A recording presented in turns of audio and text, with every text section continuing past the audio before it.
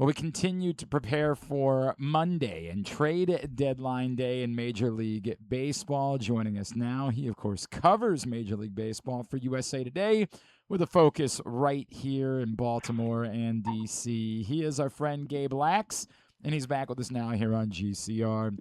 Gabe, it's Glenn. Thank you for taking the time as always. I'm going to put you directly on the spot. What in the world are the Baltimore Orioles doing going towards Monday's deadline? Yeah, it's a very good question, and it's still, a little bit of fuzziness there, just because the American League is such a mess. I don't think I've ever seen a deadline quite like this, where you've got teams so stuck in this quagmire that anything still is really possible, and that the magnitude of it goes up a little bit every day, and it's just one game, but today is huge. You're talking about two guys who could be on the trade block in Tarek Skubal and Trevor Rogers, or could stick around if they have a good weekend. It's absolutely crazy, and it's interesting how the Orioles appear like they will catch the Philadelphia Phillies at a pretty good time this weekend. That's exactly not the team you want to face right before the deadline, you'd think, but they're scuffling right now. They can't hit. So it's a very interesting, matchup for them that probably gives them a little more hope than they typically would enjoy when facing that team. So, it's, do you look at the obvious veterans to deal? Do you wonder about the guys getting deeper into service time? There's key members of the team on the IL, that has a big impact. So, I don't know if they may try to play both sides of the fence in a sense. But in the end, probably nothing too terribly rash, just because I don't think you can remake the franchise under the gun like this, nor do I think they, would want to devote resources to a team that simply has proven that they can't really play consistently well over a stretch of time. So let me work kind of through what you just said, because I'm going to work to where I am in this process. But what you just said, the idea of being aggressive, I hear it constantly. Your colleague Bob Nightingale was talking to me about it yesterday and saying, well, look, as you just pointed out, the American League is mid. It's bad right now. Maybe Boston is the favorite, and we thought they were dead just a couple of weeks ago. And that's why, hey, maybe you go for it. Is it justifiable to be aggressive, to try to pursue pieces and trade away prospects for a team whose best argument that they have going for them is, well, hey, everybody's bad? It's not that there's a real picture that you can look at where you actually believe that the Orioles are a contender to win the American League. Right. No, I don't think they can make that case necessarily. At the same time, Mike Elias has learned that, chances like this don't come along every single year, and growth within a team and within a franchise isn't linear. And, a lot of people make a lot about the 2022 deadline. I don't think that was the worst thing in the world. I don't think Trey Mancini and Lopez were going to win them the World Series at that point, nor necessarily have been proven to buy at that point. So, that's, I understand, Orioles fans are upset because the long rebuild was just getting over with. So, they're in a similar spot now, but obviously the arrow ticking up a little more, the patience running even thinner. So I don't think it makes sense to cut bait in too heavy of a fashion, just because you don't totally know what will happen. I just wonder how, internally they view this team with regard to, are these guys ever going to start playing well on a consistent basis? And that's the way they lost those two games against Atlanta over the weekend certainly, probably sowed a little bit of doubt internally, just because, like, well, geez, these were winnable games. Little things that they didn't do created, two losses in 3 games. And, how many more times do you have to look at that? At the same time, things can change on a dime. So I know it sounds a little wishy-washy, but it's a tricky spot to be in. Gabe Lacques, USA Today, is with us here on GCR. Gabe, my follow-up would be, if you're not gonna be aggressive, like if you're and I'm talking really aggressive, because the needs are almost overwhelming for this team, right? Like they obviously need an outfield bat. They don't have any currently. We can talk about Taylor Ward, who they might still be looking to trade. They need bullpen help. They probably still need another starter, given as good as the rotation has been. There's so many innings issues with the guys who have been effective in the rotation. I would think they need a starter. If they're not going to be that aggressive, why wouldn't they consider exploring? What would the benefit be of just standing pat and hoping to get maybe like the third wild card spot?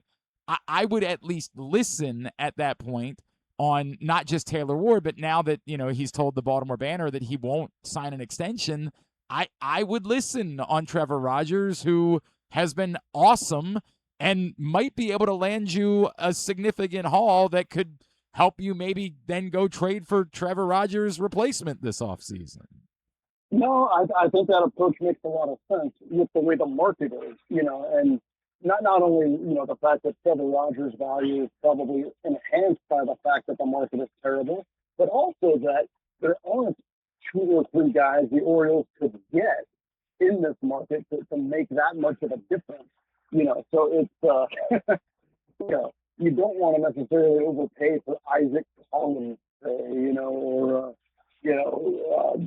Freddie Peralta, at his worst possible stage in his career, unless you think you can fix that guy for sure. So it's a double-edged sword there, where you can get more selling a guy, and you'd have to pay more to get what may end up only being potentially marginal improvements to a big league club. So it is possible to sell and continue to try to win, even as half-baked as that sounds. The question is, at some point, you have to not be obsessed with winning the trade, so to speak, and gleaning controllable years and all that kind of stuff. At some point you gotta focus on on the major league club. At the same time, if you can get a prospect far better than what Trevor Rogers might typically touch after a good couple of months, yeah, maybe you entertain that. So yeah, it's going to be fascinating, and these next 4 games are certainly going to color what happens. The question is, has Mike Elias seen enough with this group, which would be a little self-damning in a sense. So it's a curious spot to be in, not necessarily an enviable one. And I think that's sort of like the unspoken, well, not obviously not here unspoken, but like I think that's the subtext to this, that it's really hard to read, Gabe, is how much, like, I don't think that Mike Elias, personally, I don't think he's going to choose to try to trade Trevor Rogers. I think he's going to try to add a couple of pieces. And I do think that whether that has to do with him being on the proverbial hot seat or not, I don't know. I think it's almost what you alluded to in 2022. You could defend what they did in 2022 because they were on their way. They're supposed to have been there by now at this point. And I think that part of this weighs over the franchise and should weigh over Mike Elias and might factor his decisions. And I've had others suggest that perhaps they'd almost be like reckless or make decisions that can't be justified by their record, because there's like a real panic about, how are we still in this spot? This has been 2 full calendar years now of bad to of somewhere between mid to bad baseball from this franchise. Right, absolutely. And it's is this what they are ultimately?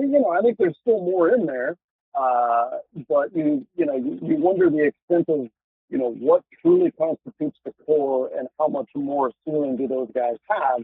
That's a very tough question to pose, and an even tougher question to answer. So, certainly be interesting to see their internal deliberations play out, over the next 5 days. To the point, look, I know this. I'm asking you to speculate about what someone else reported, and that's unfair. But I'm just going to use it to position this conversation.